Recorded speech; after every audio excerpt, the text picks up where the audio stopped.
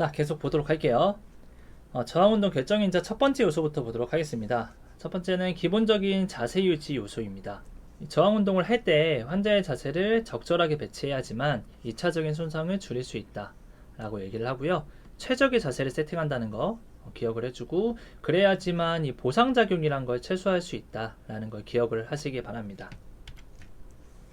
이 뒤에도 아마 나오긴 할 텐데, 이 보상작용이라는 거는 우리가 임상에서 선생님들께서 얘기를 할 때는 보상작용이란 얘기는 거의 안 해요. 거의 대부분 컴펜세이션이라고 하는 용어로 많이 사용을 합니다. 그래서 환자가 이렇게 컴펜세이션이 나오면 안 돼요 라는 식으로 얘기를 하니까, 이 컴펜세이션이라는 걸 여러분들이 알아둬야 되겠습니다.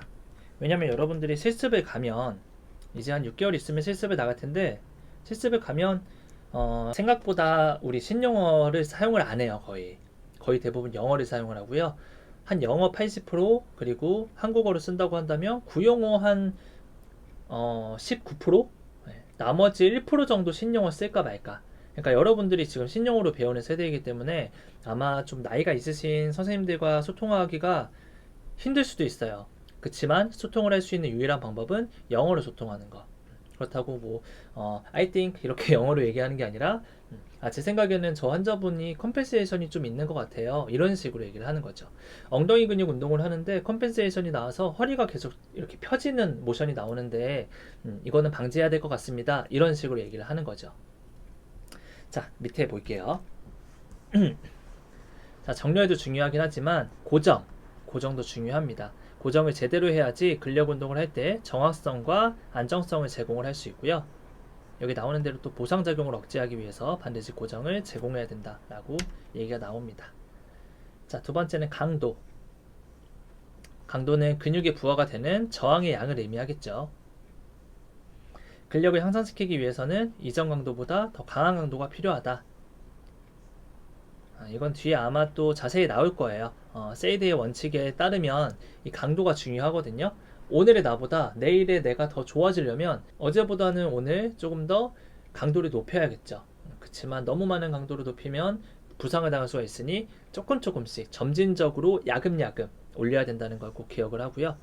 자, 강도는 여기 나오네요. 강도는 점차적으로 증가시켜야 되고, 근력 향상이 목적인지 아니면 지구력이 목적인지에 따라서 트레이닝 방법이 완전 달라질 수 있으니까, 그런 것들도 꼭 염두를 해서 강도를 설정을 해야 된다 라고 하는 것. 세 번째는 양입니다. 운동에서 양, 볼륨이라고 할 수 있겠죠. 반복 횟수와 세트 수를 합한 것을 운동 강도라고 한다 라고 얘기를 하고 있죠. 반복 횟수는 보통 우리가 랩에 s를 붙여서 랩스라고 표현을 하고요. 세트 수는 이렇게 세트. 그래서 보통 12개씩 5세트 하세요, 이런 용어로 많이 쓰죠.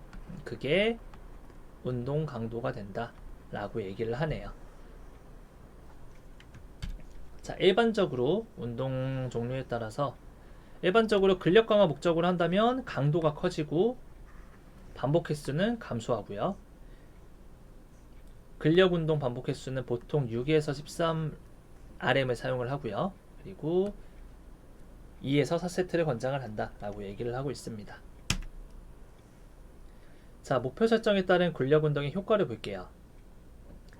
근력을 증진시키려면 데롬이라고 하는 사람이 10번 할 수 있는 RM으로 10RM으로 3세트를 수행했을 때 효과적이라고 얘기를 했다고 합니다. 그리고 8에서 12RM으로 3세트 수행하는 것이 효과적이라는 연구도 있었다.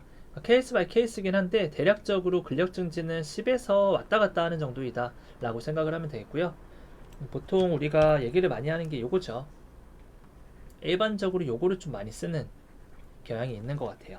근력 증진은 8에서 12회 이런 식으로 얘기를 많이 하고요. 근지구력 향상을 위해서는 40에서 50RM 이거를 3에서 5세트 수행하는 것이 효과적이라는 연구도 있었다. 연구도 있었다라는 말은 좀 의지를 남겨두는 거죠. 이게 무조건 정답은 아닐 수 있다 라는 얘기고요. 근육 수축 시간을 장기간으로 유지하는 방법, 그게 근육지구력 향상에서는 중요하겠죠. 자, 운동 순서입니다. 운동 순서는 안정화 근육을 먼저 훈련을 시키고, 작은 근육보다는 큰 근육을 먼저 한다. 그리고 운동 전후에 준비 운동, 마무리 운동 해야 되는 것. 이것만 좀 한 번 더 볼까요? 작은 근육보다 큰 근육을 먼저 한다. 우리가 웨이트 트레이닝을 하면 이 원칙에 따라서 운동을 많이 하거든요. 작은 근육보다 큰 근육부터. 예를 들면은 팔 운동 하기 전에 가슴 운동이나 하체 운동을 먼저 하고 팔 운동을 하는 경우, 이런 경우에 좀 해당될 수 있다라고 보면 되겠습니다.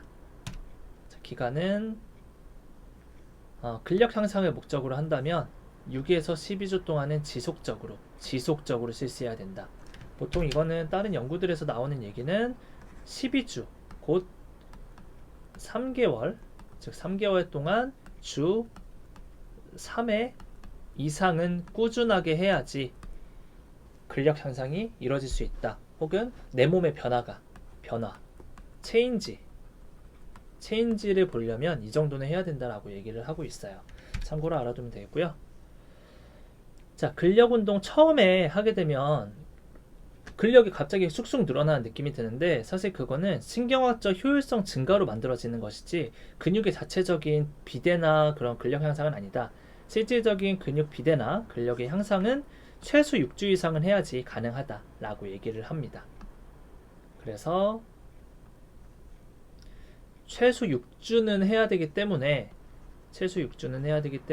여기서 6 이상이라고 얘기를 한 거죠.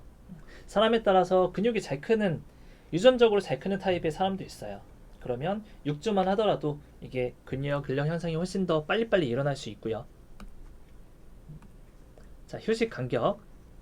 일반적으로 2분 내지 3분 정도 휴식 간격을 가져야 된다라고 얘기를 하고요. 만약에 이게 큰 지구력이라면 1분 이내에 해주는 게 좋아서 1분 이내에 한 10초 쉬고 이렇게 하는 거는 너무 심하고요. 타바타는 근데 10초 쉬고 하죠. 강도 높이 있는 경우엔 가능한데 1분 정도는 쉬고 하는 게 지구력 정도라고 보면 되겠습니다. 자, 운동 유형에 따라서 동심성과 편심성으로 이제 구성이 될 수 있겠죠. 자, 넘어갈게요.